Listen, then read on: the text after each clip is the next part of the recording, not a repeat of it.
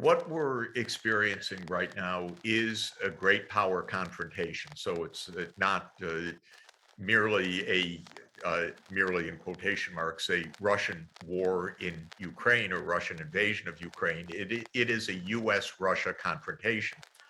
But what's striking is that the U.S.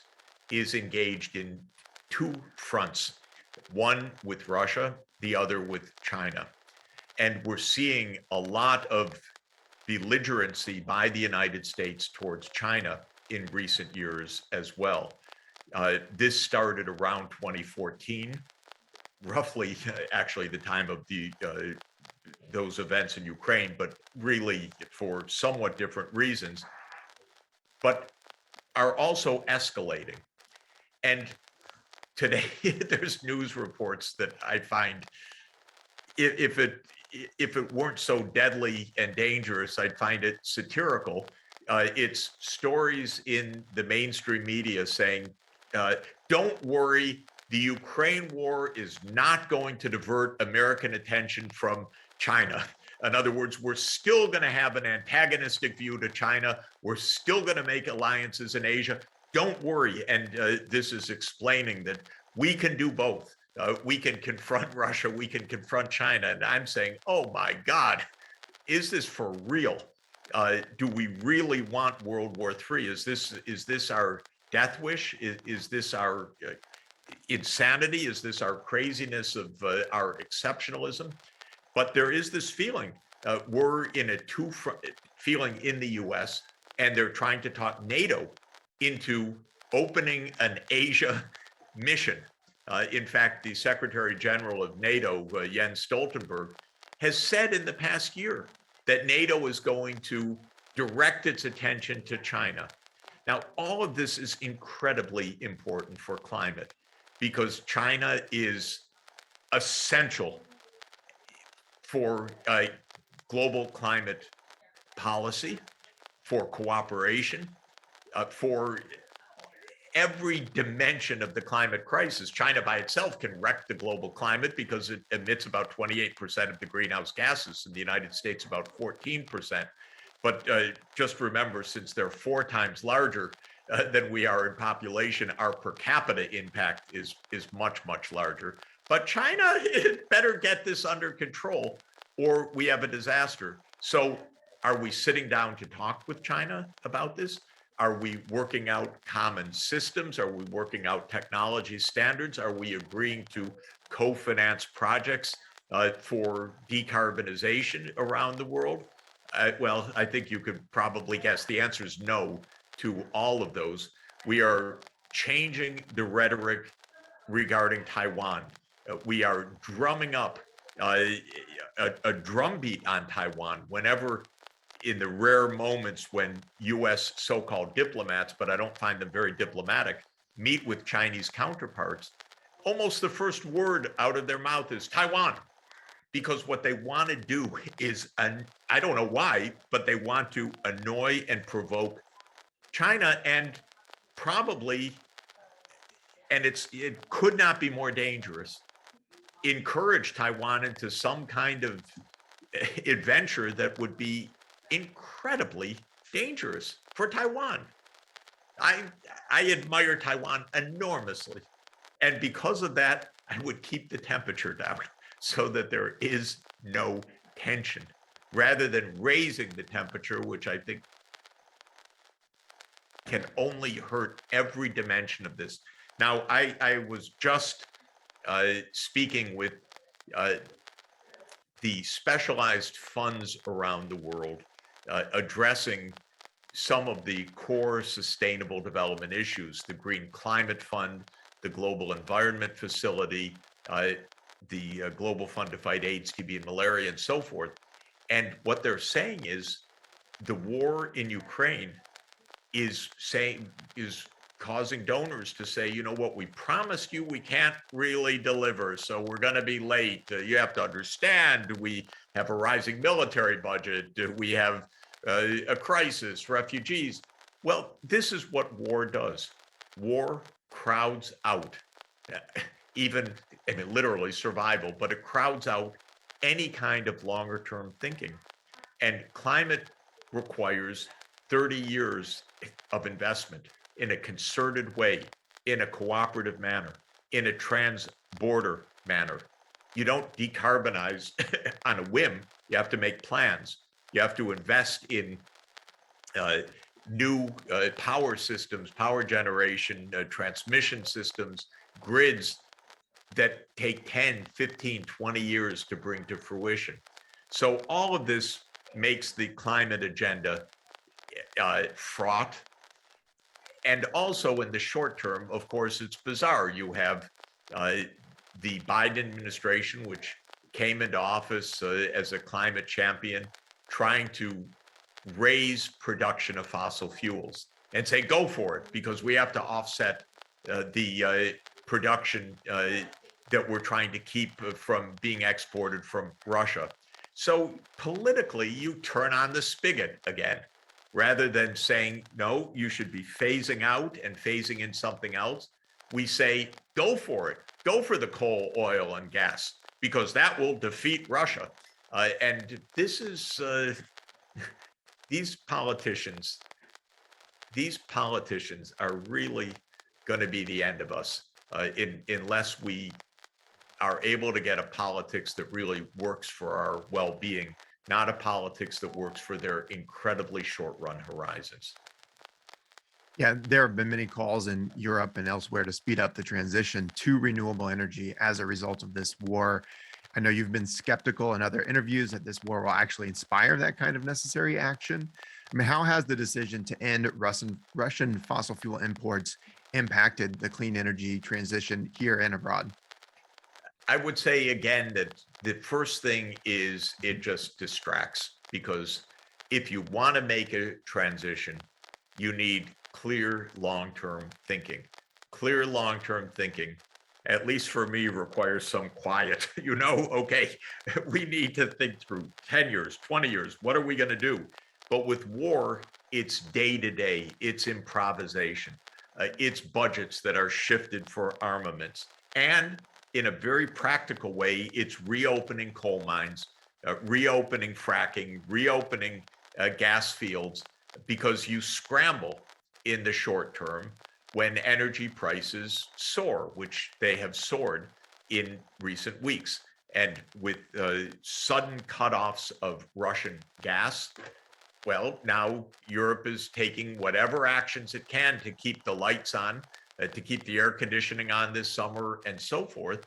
And that means that we're not in a long-term planning mode. You could say, and there is a certain sense, well, Russia shouldn't be exporting fossil fuels for the long term.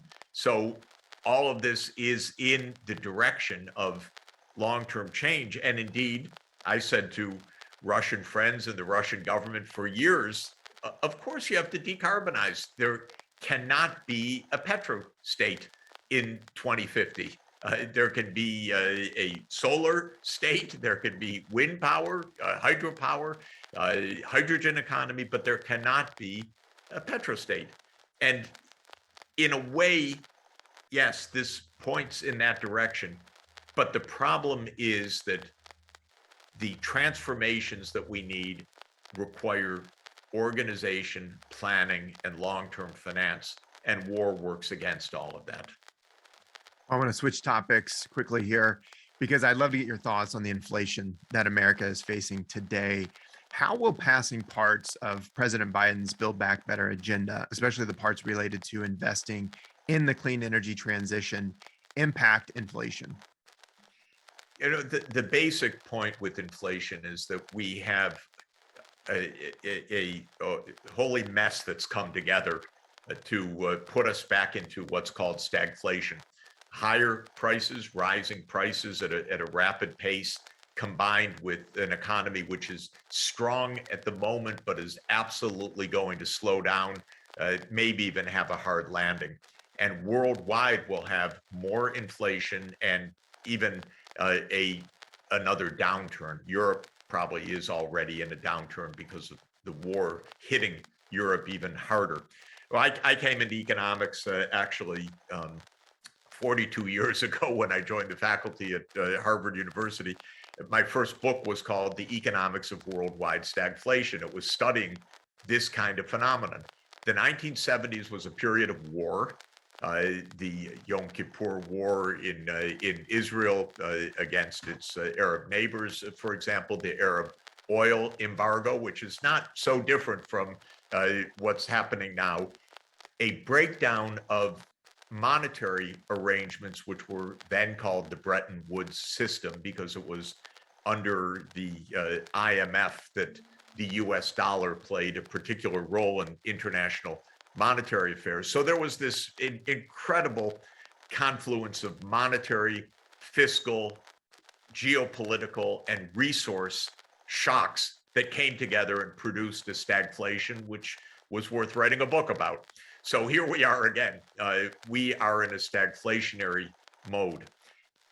Interestingly, the Federal Reserve really had pumped up the money supply for many, many years, and especially after COVID hit. In fact, in two phases, one after the 2008 great crunch, the financial crisis, and then again in 2020, even more remarkably in certain ways, the Fed pumped in money and nothing really happened on inflation except Bitcoin prices went up or stock market prices went up or some asset value prices went up. But prices in the street didn't seem to go up very much. And so there was the modern monetary theory. Oh, we could just print money to our heart's content. And as a monetary economist, I was scratching my head, frankly, saying, how could the money supply go up so much and not have inflation? Well, there is some mystery to that. There remains in disentangling all of this. But I would say the following. We've had a huge increase of the money supply by the Fed. We've had two huge supply shocks, COVID and the war. And the result now is that we are in an inflationary period that is painful and that is familiar in certain ways, more familiar perhaps than how macro looked 2 or 3 years ago. And what does all of this mean? It means, first of all, the world economy is unstable. That goes along with the war also. That goes along with the sanctions regime. That goes along with geopolitical tension. I don't like any of it because it makes everything much harder and it really hits poor countries very, very hard. So we're going to have a lot of debt crises coming up if we don't decisively take measures to head those off. Second, the inflation's likely to continue for a while because the underlying factors are not going to go away. Third, we need to sort out the basics. For me, the first basic is end this war. Second basic is end the taunting and the provocations of China, and some specific measures like the Trump tariffs that were put on Chinese goods that raised prices, by the way, but also created a trade war. Third, I've said now, I can't tell you how many decades, if we want to fund things to make our society decent, we have to raise taxes. You can't do it by printing money, and you can't do it just by debt. So this is a third point that becomes quite important. All really important good things, like decarbonizing the energy system, are affordable by definition. We can't afford not to do them. We will completely wreck the planet. In fact, decarbonizing the energy system requires perhaps a percentage point, even arguably a little bit more than that, per year of GDP in incremental outlays. Maybe, okay, it could be even more than that on some accounts. That's absolutely affordable. But we should have a tax system that is compatible with our spending needs. There's a lot of saving, by the way, that we should be doing in this country. I testified in Congress recently on the fact that our healthcare costs are roughly twice what they should be. We spend 2 times more than our peer countries on hospitalization days, on procedures, on medicines and so forth, because we have a quite monopolized privately owned healthcare system in this country, which has a lot of market power to jack up prices. All of this is to say the Build Back Better agenda is right, because those are about long-term structural changes. I argued, good, it's right, raise taxes to pay for them. That's the right way to do this. Whether we see another major piece of legislation in this country for years to come, I think is quite doubtful right now. I doubt that the Democrats will pass anything before November. The looks like the Democrats will lose one or both houses of Congress. If the Supreme Court goes the way that it seems to be going, we're going to have just a mass of social conflict in this country. Also, we could be many years without a serious piece of legislation in this country, which is completely dreadful. And that's why being engaged in a war with all the things we need to do is just the cruelest, misguided misunderstanding about the role of politics imaginable. And I just am so disappointed in Biden and so disappointed in his mindset that he didn't understand that we need to rebuild the United States, cooperate with other countries, and use diplomacy to head off war, not just Stinger and Javelin weaponry to head off war. And I find it extremely disappointing that we are where we are, and very dangerous.